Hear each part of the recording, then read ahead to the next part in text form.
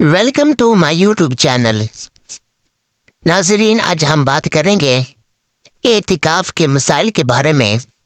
एतिकाफ में किन शर्तों का पाया जाना ज़रूरी है और क्या अगर औरतें एतिकाफ में बैठना चाहें तो उनके लिए कौन से मसाइल हैं जिनका जानना हम सब के लिए बहुत ज़रूरी है, और क्या औरत मस्जिद में एतिकाफ करेगी या घर में करेगी, और इसके अलावा बहुत सी मालूमात जो आज हम आपको फराहम करेंगे जो कि आपके इल्म में इजाफे का सबब बनेगी।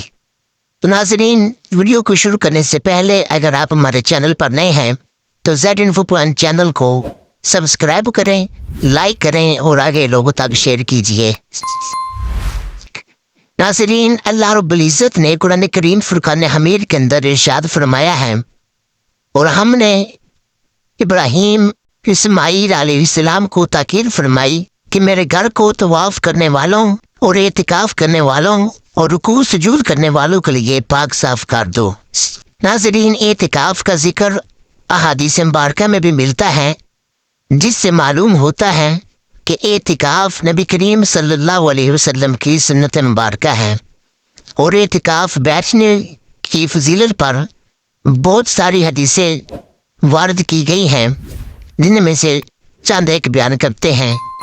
हज़रत आयशा सिद्दीक़ा रज़ियल्लाहु ताला अन्हा से रिवायत है कि नबी करीम सल्लल्लाहु अलैहि वसल्लम रमज़ान के आखिरी अशरा में एतिकाफ किया करते थे, यहाँ तक कि आपका विसाल मुबारक हो गया, और आप अलैहिस्सलातु वस्सलाम के बाद आपकी अज़वाज मुतहरात हर साल माह रमज़ान की आखिरी 10 दिनों का एतिकाफ किया करती थी। हज़रत अब्दुल्लाह इब्न अब्बास रज़ियल्लाहु ताला अन्हु से रिवायत है कि नबी करीम अलैहिस्सलाम ने फरमाया कि जो शख्स अल्लाह और अल्लाह के रसूल की रज़ा के लिए इतिकाफ करता है तो अल्लाह ताला उसको एक हज और एक उम्रे का सवाब अता फरमाता है।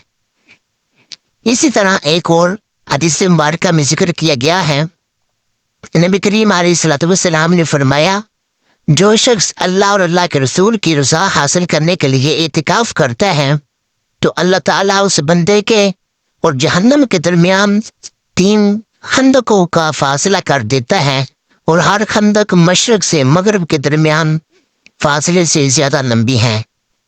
नाज़रीन, मालूम हुआ कि एतिकाफ की कितनी फजीलत है जो कि अल्लाह और अल्लाह के रसूल ने बयान फरमाई है। तो आइए अब चलते हैं एतिकाफ के लिए किन शर्तों का पाया जाना ज़रूरी है और जिनका हमारे लिए जानना बहुत ही ज़रूरी है। नाज़रीन, एतिकाफ के लिए चंद शर्तें हैं। नंबर 1, मुसलमान होना। नंबर 2, अक्लमंद होना। नंबर 3, औरत का जनाबत हैज़ और निफास से पाक होना। और नंबर 4, एतिकाफ की नीयत करना कि मैं अल्लाह और अल्लाह के रसूल की रज़ा के लिए एतिकाफ कर रहा हूँ या कर रही हूँ। नंबर 5, सुन्नत एतिकाफ के लिए मोतकिफ का रोज़ेदार होना, ये भी शर्त है।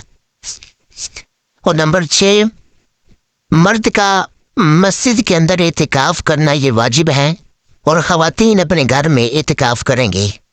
ख़वातीन के लिए हुक्म ये है कि घर के कोने में कपड़ा ओढ़ कर बैठ जाएंगी और वहीं पर वो नमाज और रोज़ा अदा करेंगी, और इन एतिकाफ के दिनों में घर के बाकी जो काम काज हैं उनको नहीं करेगी, बल्कि हर वक्त अल्लाह का जिक्र और ज़िक्र करेगी, कुरान करीम की तिलावत में मसरूफ़ रहेगी। हज़रत इमाम हसन बसरी रज़ियल्लाहु ताला अन्हु फरमाते हैं कि जिस शख्स ने एतिकाफ किया तो अल्लाह ताला हर रोज़ उसे एक हज का सवाब अता फरमाएगा। इसी तरह नाज़रीन, एतिकाफ के बहुत से फ़ायदे हैं। मसलन एतिकाफ करने वाला अपने तमाम बदन और अपने तमाम वक़्त को खुदा की इबादत के लिए वक़फ़ कर देता है, दुनिया के झगड़ों से महफूज रहता है।